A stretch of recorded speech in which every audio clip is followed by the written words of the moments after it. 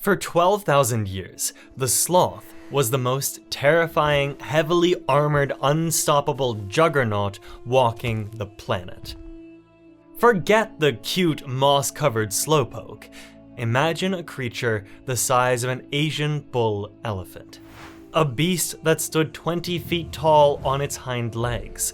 That is tall enough to look directly into the second-story window of a modern suburban house. This was Megatherium, the giant ground sloth of the Pleistocene epoch. It weighed 4 tons, it was entirely covered in thick, shaggy hair, but beneath that hair, it wore a biological Kevlar vest. If you are a human hunter with a stone-tipped spear, or a saber-toothed tiger with 7-inch fangs, you do not want to mess with Megatherium. You see, this sloth did not just rely on thick skin or sheer size for protection. It belonged to a lineage that developed one of the most insane defense mechanisms in mammalian history. Many giant ground sloths had thousands of tiny pebble-like bones called osteoderms embedded directly into their hide. These osteoderms locked together to form a flexible, impenetrable mesh of chainmail armor right under their skin. If a Smilodon populator, the largest saber-toothed cat to ever exist, leaped onto the sloth's back and sank its fangs in, those fangs would hit a solid wall of subcutaneous bone. The tiger's teeth would literally shatter under the pressure. If a human threw a spear at its chest, the stone point would glance off it harmlessly. The osteoderms, combined with a hide so thick it resembled a truck tire, turned the giant sloth into a walking, breathing, 4-ton battle tank. But the armor was not even the scariest part. Look at its hands. Okay. Modern sloths use their claws like slow-motion coat hangers to dangle from branches. Megatherium's claws were foot-long meat hooks. They consisted of a massive bone core encased in a razor-sharp keratin sheath. They were so massive, so profoundly curved, that the sloth physically could not walk flat on the soles of its feet. Instead, it had to walk on the outside edges of its knuckles and ankles, a bizarre biomechanical adaptation called pedal inversion. Every single step forced its immense weight onto the sides of its feet, making its gait slow, rolling, and incredibly heavy. When a 4-ton Megatherium walked, the ground literally shook. But do not mistake that rolling walk for weakness. When Megatherium felt threatened, it did not run. It did not need to run. It simply dropped its massive weight onto its hind legs and its exceptionally thick, muscular tail. This formed an unbreakable biological tripod. Then, it stood up. 20 feet of muscle, fur, and bone towering over you, instantly blocking out the sun. Once upright, it had full use of its massive arms. A single swipe from those foot-long claws carried the kinetic energy of a falling car. One strike could easily decapitate a direwolf, crush a human hunter into the dirt, or rip the ribcage wide open on a saber-toothed cat. And we know exactly how these fights went down. We have the forensic evidence frozen in time. In New Mexico, at White Sands National Park, scientists discovered a fossilized murder mystery perfectly preserved in mud for 20,000 years. The footprints tell a story that looks like a Hollywood action movie sequence. A massive giant sloth is walking across a muddy, prehistoric lakebed. A human hunter is stalking it. But the human is not just following the sloth. The human is actively stepping exactly inside the sloth's giant, kidney-shaped footprints. Why? To silence their approach? To hide the fact that a human is tracking it? Or maybe the mud was just easier to navigate where the sloth had already compressed it. The human shadows the beast for dozens of paces. But the sloth is not a stupid animal. It senses something is wrong. The footprints suddenly change. The sloth's tracks stop, spread wide, and dig violently deep into the mud. The beast realizes it's being hunted. It spins around and rears up onto its hind legs. The mud shows massive flailing circles. These are deep, chaotic gouges where the sloth swung its devastating foot-long claws through the air, trying to butcher its attacker. It was doing everything it could to intimidate and destroy the threat in front of it. And right then, while the sloth is distracted by the hunter in front of it, a second set of human footprints appears in the fossil record.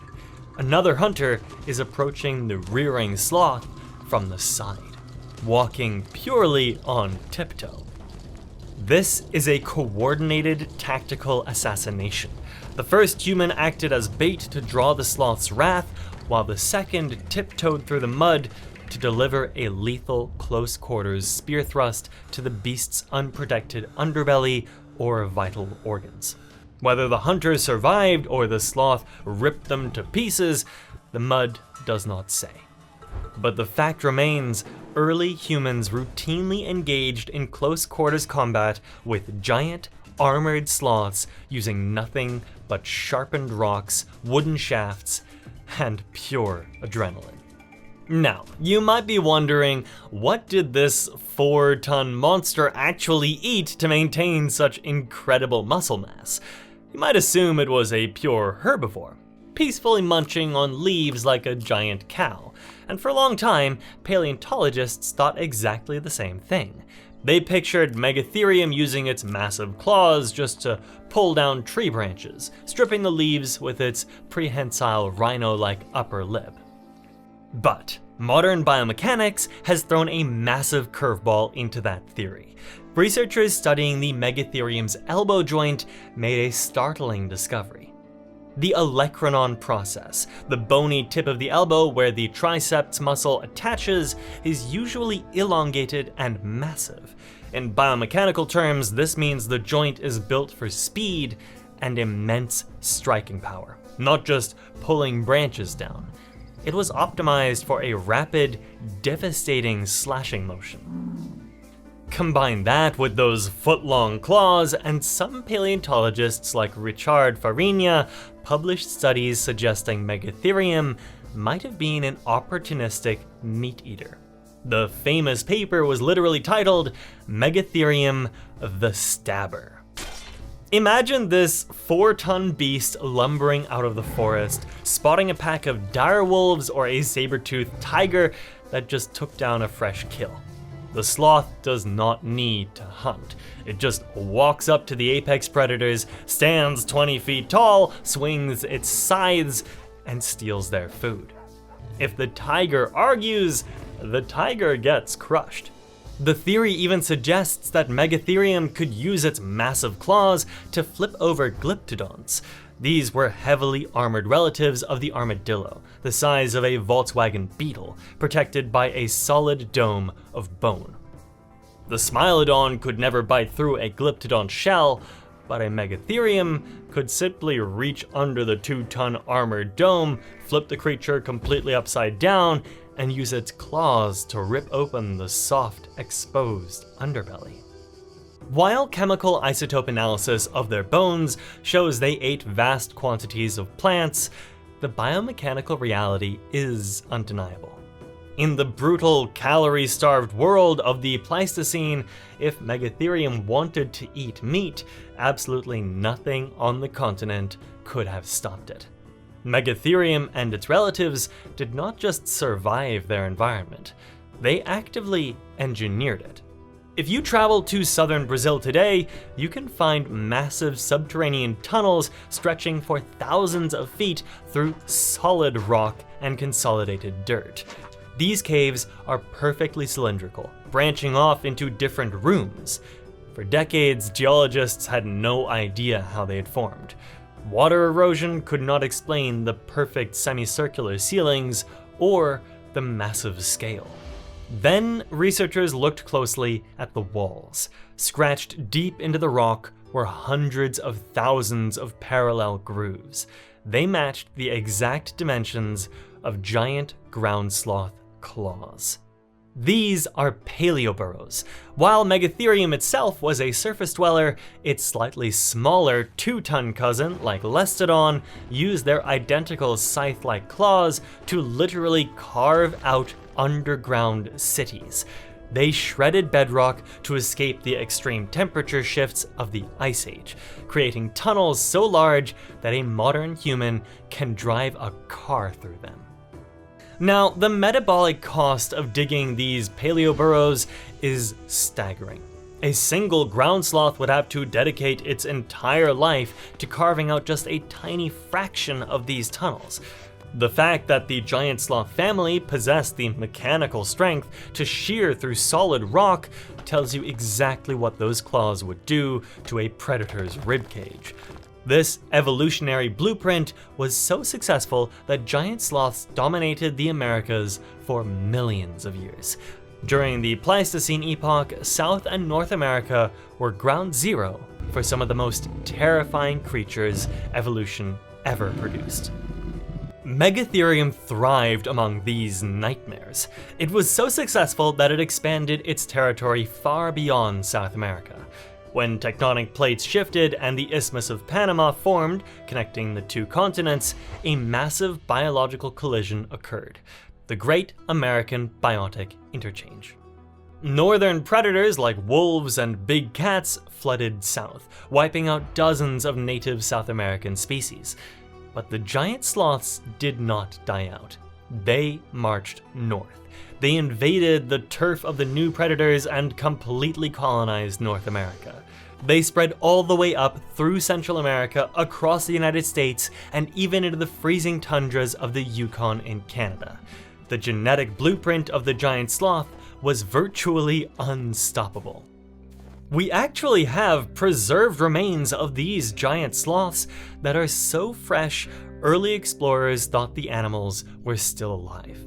In the late 1800s, scientists exploring a cave in Chile found pieces of giant sloth skin covered in coarse reddish hair and packed with bulletproof bone osteoderms. It wasn't fossilized. It was practically still fresh, with dried serum and soft tissue still attached. The preservation was so perfect that rumors exploded across the scientific world. Newspapers ran wild with stories. Expeditions were actually funded and launched because people seriously believed that giant sloths were still hiding deep in the unexplored jungles of Patagonia and the Amazon. This actually ties directly into one of the most famous cryptozoological legends in the world, the Mapinguari. For centuries, indigenous tribes in the Amazon rainforest have told stories of a terrifying monster called the Mapinguari. They describe it as a massive, towering beast with reddish fur. They say its skin is completely impervious to arrows and spears. They say it emits a sickening odor, walks on its hind legs, and has backward-facing feet. Let's look at those details. Reddish fur, arrow-proof skin, walking bipedally, and the backward-facing feet? Remember pedal inversion? Giant sloths walking on the sides and knuckles of their heavily clawed feet, which leaves a bizarre footprint that looks exactly like a creature walking backwards. Now, many paleontologists believe the Mapinguari is not a myth. It is an oral history passed down through thousands of generations, describing exact eyewitness encounters with surviving giant ground sloths before they finally went extinct. So, what actually killed these indestructible titans? For millions of years, giant sloths survived everything the planet threw at them. They survived massive volcanic eruptions. They survived extreme shifts in global climate. They survived the shifting of tectonic plates and the rise of completely new apex predators. But their biology had one massive flaw. They reproduced far too slowly. Like modern sloths, giant sloths likely only gave birth to a single infant at a time. and they likely spent years raising that single child before mating again. In a stable environment, this slow reproduction is fine. A 4-ton armored tank doesn't have many natural predators, so the adult population remains perfectly stable. But then, a new predator arrived. One that did not fight with claws or teeth, but with intelligence, coordination, and fire. Human beings crossed the Bering Land Bridge and flooded into the Americas. As we saw from the White Sands footprints, humans immediately realized that giant sloths were a massive resource. To a human tribe, a single Megatherium was an absolute goldmine. The meat could feed a village for weeks, the thick osteoderm-lined hide could be used to build impenetrable shelters or heavy armor. The massive foot-long claws could be carved into highly specialized tools or even weapons. But killing them was still highly dangerous. If you missed your spear throw, or if the stone tip hits an osteoderm and shatters, you are suddenly facing a 20-foot-tall, 4-ton blender of muscle and bone. So, humans had to use absolute tactical precision. They hunted in packs, using distraction and terrain to their advantage. They likely drove the massive sloths into bogs or mud pits where their immense weight became a fatal disadvantage, trapping them before moving in for the kill.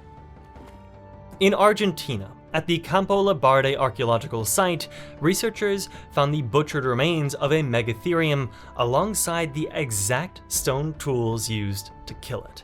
The bones show clear cut marks where humans systematically dismantled the 4-ton tank. Interestingly, the weapons found at the site were made of quartzite, a stone that loses its edge very quickly. This indicates the hunters had to strike repeatedly, frantically finding the weak points in the sloth's thick hide while dodging lethal claw swipes. The combination of human hunting pressure and the rapid climate change at the end of the Ice Age was simply too much. The massive open environments were changing, and humans were picking off the breeding adults faster than they could reproduce. Because they only had one baby every few years, the sloths could not replenish their numbers. The population went into a death spiral. By about 10,000 years ago, the giant ground sloths of North America were wiped off the map. Their South American cousins followed shortly after. The only survivors of this incredible lineage were the tiny tree-dwelling sloths we know today. They survived purely by hiding, retreating high into the jungle canopy, shrinking their bodies, slowing their metabolism to an absolute crawl, and literally growing algae on their backs just to remain invisible. And so, the giant armored tanks of the Pleistocene are gone, leaving nothing behind but massive cave burrows, butchered bones, and fossilized footprints, showing the exact moment a human dared to challenge a monster. And hey, I'll catch you next time.